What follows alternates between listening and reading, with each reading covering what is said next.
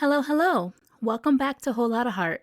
I'm your host, Kayla, and this is just a place for truth telling, holding space in your heart, and honoring whatever season you're in on your grieving journey. I'm so happy that you joined me today. If you've made it here from episode 1, I want to welcome you back and thank you for supporting me. I'm still in the beginning stages of my podcasting journey, so your support doesn't go unnoticed, and I greatly appreciate it. For those of you who are listening for the first time, welcome and thank you as well for taking a chance and listening to the lessons I've learned along my grieving journey so far. So I want to jump right into today's episode. I want to talk about a couple things that I think get glossed over and forgotten about a lot, even in spaces that are, specifically meant for healing and grieving and encouraging self-improvement and growth.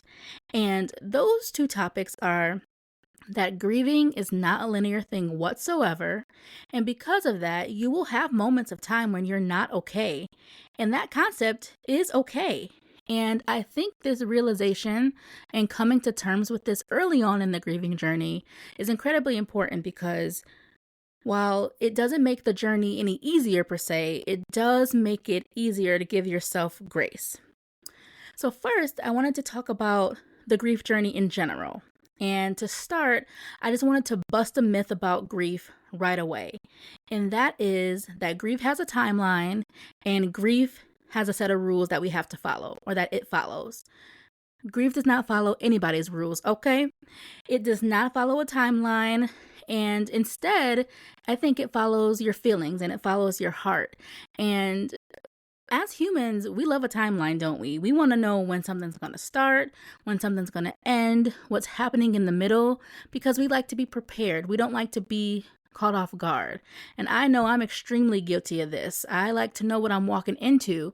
So grief in itself was very much off-putting for me because waves hit when you least expect them to. They show up on your birthday, your mom's birthday. You're driving past a random McDonald's, going grocery shopping. You can just literally be in the middle of having a good day and grief will hit for no reason at all. You can feel like you're in a better place and still a wave will hit you out of nowhere. And it doesn't mean that you're going backwards or that you're not progressing through your journey. It just means that you have feelings and a deep yearning for someone or something that you miss that you probably quite honestly never imagined that you'd live life without. And we experience grieving them in stages. So I wanted to talk about the 5 stages of grief that most people I'm sure have heard of in some capacity, but I wanted to do a deeper dive into how they came to be and what each stage is. So let's jump into that. So I did a little research on this myself, and also when I started therapy, my therapist introduced me to these stages as well. And the 5 stages of grief are denial, anger, bargaining, depression, and acceptance. And this model was created by Dr. Elizabeth Kubler-Ross, and she introduced this in her 1969 book called On Death and Dying. And initially, these stages were the results of her study of the process people go through as they prepare for their own deaths. And then she and others over time realized that these same stages, they can apply to the people who would be left here to grieve the loss. And she mentions this in her book. And also that these stages are not meant to occur in any particular order and they can reoccur. It's more like a cycle. Like they don't end, but they don't occur in any type of order either. And I thought that this was really interesting that she devoted so much time to understanding these processes.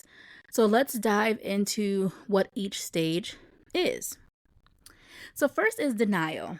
Now, denial is just refusing to believe that whatever happened, happened. And these are all my interpretations of what I've read to describe the stages of grief. These are no way citations of her work at all. But I like to see denial as your brain's way of protecting you from too much too soon. So I found myself in a stage of denial at some point, and for me, what it sounded like, or the language I would catch myself thinking, would be, this can't be real, or maybe this is a dream. I'll wake up and it won't be true. And I remember I was functioning on autopilot for a little bit. I went to work, I was answering text messages, hanging out with my friends, smiling when I had to. But deep down, I had times where I just really couldn't process that my mom was gone. Like, I still expected her to be here, to get a text from her midday at lunch. I still heard her voice in my head when something funny happened. And denial isn't just saying this didn't happen, it's more like my body knows that something happened, but my heart is still catching up to that. And that's okay. Denial just gives you the space to slowly accept reality without completely shattering to pieces because it's overwhelming. Then you have anger. Now, anger is loud, it's messy, but it's valid and it's normal for you to experience anger. And I didn't stay in anger too long because anger just felt weird to me. I felt a little guilty about feeling angry. Like I felt like I was being ungrateful or disrespectful. And, if you know me, I'm bubbly, I'm warm, I'm friendly. So anger to me was the complete opposite of my personality and my demeanor. So it just felt not like myself. But let me tell you, when I was angry, I was ticked off. I was just mad at the world.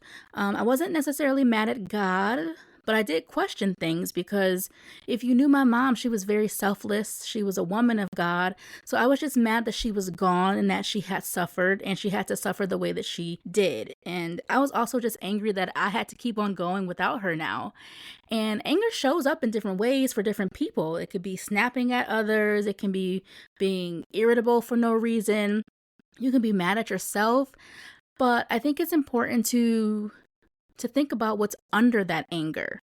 And that's pain and a deep love. That's all it is. And it's a pain that can feel like it's too big to hold in quietly. And I think that anger is your heart just saying, this hurts me so bad, but I don't know what to do with all of this. And my advice would be to just let yourself feel it. Scream into a pillow. Rage journal. Talk it out with someone safe, whether it's a best friend or a therapist, but you don't have to be calm to be healing. And I think sometimes we mischaracterize healing with a sense of calmness and peace, but it takes some time to get there. So you can totally be angry and still be on your way to healing. Then there's bargaining. So I view bargaining as like trying to negotiate what just happened. It's the what if stage. What if I had called sooner? What if I had said I loved you more? What if I prayed harder? And it's also the if I do this, I won't feel this anymore kind of thoughts. So for me, what that looked like was if I stay busy, maybe the grief won't catch up to me. It's really our brain grasping for control in situations where we didn't have any. We had no control over everything that was going on with our mom. And it just gives us a little sliver of something that we can take accountability for. And bargaining is also just, at least in my opinion, it was the more painful phase because it wraps guilt and regret into that. And it's hard to get out of it. And I remember having, guilt and regret because in hindsight, and they say hindsight is always 2020. In hindsight, I was recalling different signs of my mom's situation worsening, but in the moment, it didn't seem different. And I just always think, well, if I had said something or if I had noticed, that could have been the difference of her being here and her not.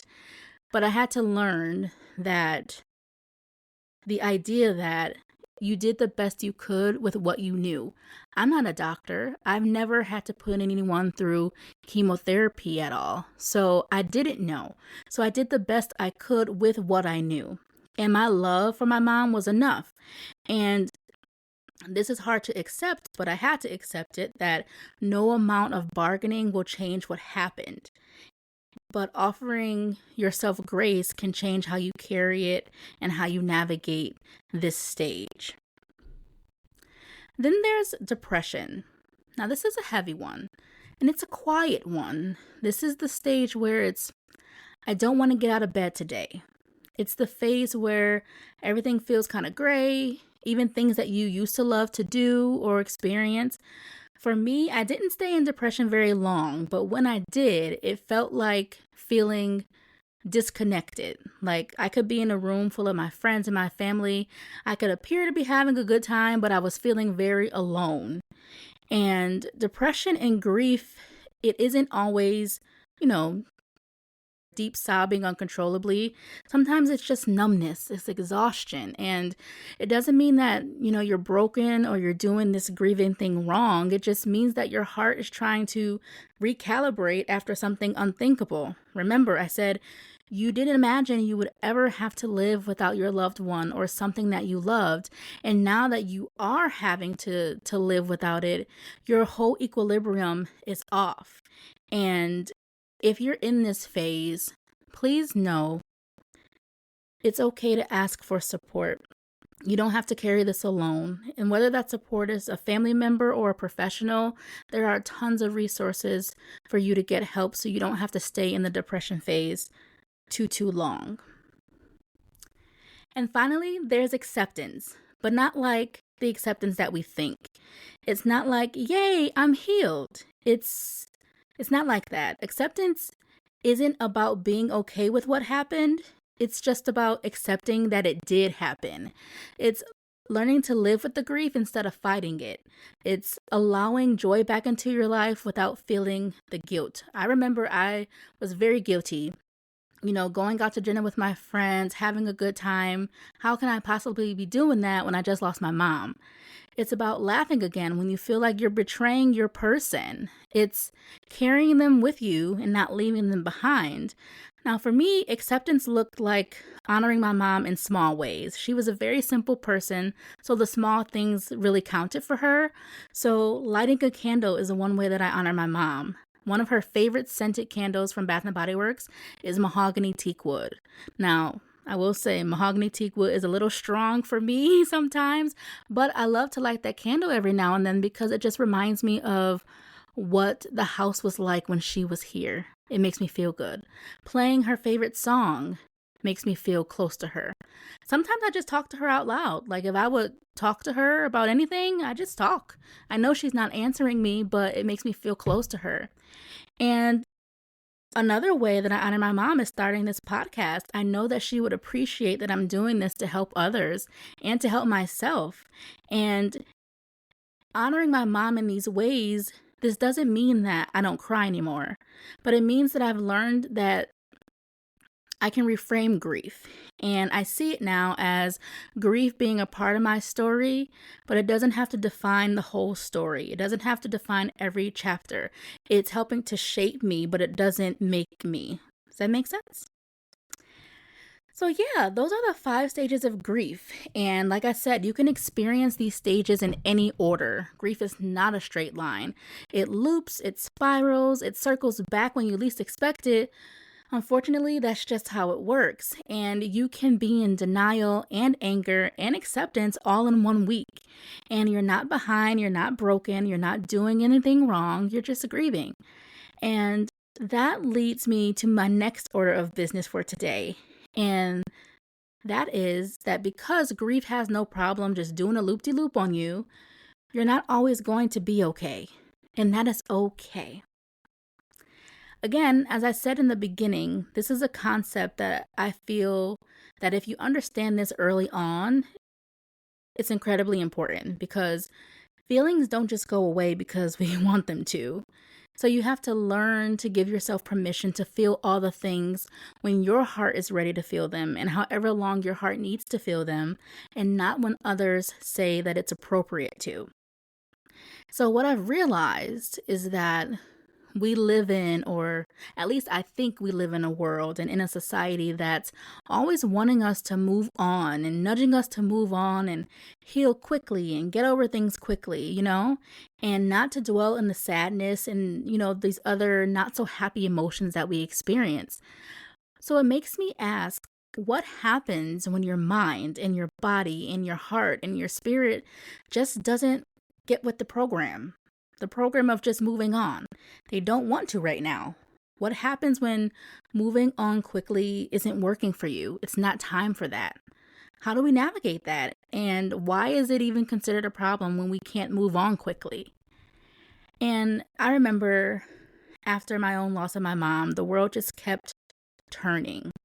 I remember, okay, so prior to my mom passing, she and I shared a home together, and I was living in the home without her. I'm actually still living in the home without her. But there were days where I did not want to go home. I just did not want to go home and be there with the memories of her. So much of my life was in that house with her, the memories. So to distract me for a bit, I would pull up to Target and just go walk around Target. Target was my happy place and it eased my mind. And I remember walking through the parking lot and I felt like I was in a whirlwind surrounding me. But I was trudging through the mud and moving very slow. And, people were coming in and out of Target. They were happy. They were having conversations. They were families because for them, nothing had changed. But for me, the world was spinning, but I couldn't move. And it just felt really weird to have no control over this. And inside of me, everything was shifting. Everything had shifted. And I wasn't ready to bounce back as quickly as society would tell me I should. And I really needed to sit in my pain and just feel it and figure out what the heck just happened because everything had happened so fast. Grief, she's a lifelong guest, unfortunately. And she comes in like a bull in a china shop. She's just coming in, she's knocking things over. She doesn't really care where they land. And she brings out her luggage and she packs it up and she's just here to stay type of thing. She doesn't leave. And there's this quote that I think of for this concept, and I really do love it. I forgot who quoted it, so I apologize for not being able to cite my source. But the quote is, "Grief doesn't shrink. We grow around it." And I think that's so true because, your grief doesn't go away. You don't stop missing the person you're missing, and realizing that they're gone makes it hard to continue sometimes. But I come back to this quote quite often when I feel like, why am I not navigating this right? Or why do I still feel like this? Because the answer is that it doesn't shrink. We just grow around it. I feel like in the last 4 years for myself, I've done a lot of work on myself and, a lot of self-exploration and growth. And the grief didn't go away. It just reminded me that it isn't something we can erase. We just have to learn how to process it and how to fit it into our new life. And every day we just grow more and more into the person who can hold it, who can process it, and ultimately embrace it. So what does it look like to not be okay? Well, I talked about this a little bit in episode 2, just how it can take a toll on you physically, mentally, spiritually. It can affect how you act even subconsciously. Some days you're crying at a song you didn't expect to be crying at, especially if you've heard the song since the loss and it didn't affect you then. But today it is. Or you're feeling numb when you wish you could just feel something. It's canceling plans even when you really want to hang out with your friends, but you know you don't have the capacity to. It's really like feeling like a stranger in your own skin, and it's messy. But what grief isn't is always being okay. And that's not a sign of failure or inability to cope or anything like that. It just means that you're human. And I like to think of it that it means your heart once loved deeply and that it is still capable of that. And that's a beautiful thing and a beautiful reframe, that your heart once loved deeply and it can love deeply again. And that's what really matters going through this journey. So if no one told you before, this is your permission from me that you're allowed to not be okay. So please release everything. You don't have to pretend, at least not here with me, because I'm going to tell you, I'm not always okay. And, to be quite honest, if you were okay all the time, I think we would be having a different conversation. We'd be needing to have a different conversation. But I also get that there's other components to this grieving that, you may not be used to giving yourself permission to not be okay, that you were maybe raised in a space that you didn't express your feelings or you didn't know, or maybe this is your first heavy loss, so you're really just trying to navigate it for the first time. Or maybe we were raised in different cultures where, silence instead of softness and feelings. But I'm here to tell you, or at least encourage you, to let's erase all that and just allow yourself to be tender, because it's beautiful. It's a much more beautiful place to be, even with all the pain and the trials of it all. So I saw a Facebook post the other day and it broke my heart, and I'll tell you why. So someone had shared that they felt ashamed for still grieving. They had lost someone 3 years ago. And, it hit home for me because I just lost my mom 4 years ago. And the way they were talking in the video, it was like they had expected their grief or their sadness to have some type of expiration, which I really wish it did. I really wish, when you enter grief, we could get a manual that says, Kayla, after 396 days, you will be better. You will be healed. You will no longer cry at the smell of something random. You will no longer cry at the sight of something random. You will be healed after these 396 days. I really wish it was like that, but it's not. And there's no stopwatch to sorrow, and there's no stopwatch to grief. You can't start the stopwatch and be like, all right, after 5 minutes, I'm going to be done with this meltdown. This meltdown will be over, because in fact, after 5 minutes, the meltdown will probably be worse. So unfortunately, we can't time these things. We just can't. And we just want to have a sliver of control over everything as humans, because we like structure for that. But grief is not one of those things. And like I said before, it's a lifelong thing, a lifelong guest that we didn't ask for, that we now have to deal with. And grief to me is sort of like a tide, like a wave. Sometimes it's gentle, like, when you're at the beach, you're in the water, the waves are waving and gently to where you can be in the water. You can bop up and down. You can feel the water all over your skin. It's kind of warm. It's kind of cool. And it just feels good to be in the water. And you just want to stay in there all day. But then sometimes the waves come crashing and you got to get out, okay? Have you ever gotten taken up by a wave where you feel like you're being carried away, and then you get back to the shore and you're just grateful that you were able to get back to your shore because you had lost your footing? Well, sometimes that's what grief can be like. That's what it is, unfortunately, and it's unpredictable like that in a sense. It makes me think of the waves. It always moves, it always returns. It returns to calm and then it returns to the crazy, but that's just what grief is. And the idea of not being okay doesn't mean that you're broken.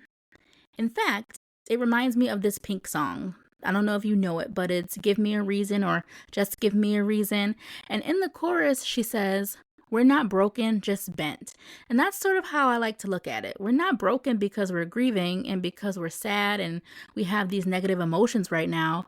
We're just bent. We're dinged up a little bit. We got a couple of scratches on our heart and our feelings. But also at the end of that line, she says, we're not broken, just bent, and we will learn to love again. And you will, because you've done it before. You have the capacity to do it again. You can love someone again. You can be yourself again, if not better. And I think of the term restoration, which is bringing someone back to whole, back to where they were, or even better than they were. And grief can be like a restoration type of thing. It can, if you allow it, if you open yourself up to it. And obviously, we've got some negative thoughts in there that we have to deal with. We have some feelings that we have to process. But if we allow ourselves to be open to that journey, then we can be better than we were pre-loss, if that makes any sense. And it just makes me think of this flower pot video I saw on Facebook. I've been on Facebook a lot lately. And there was this beautiful flower pot that had gotten knocked over and it had broken into pieces, not completely shattered, but broken. And the owner totally could have just thrown out the flower pot and gotten a new one, right? But instead, they took the time to put the pieces back together and created something new.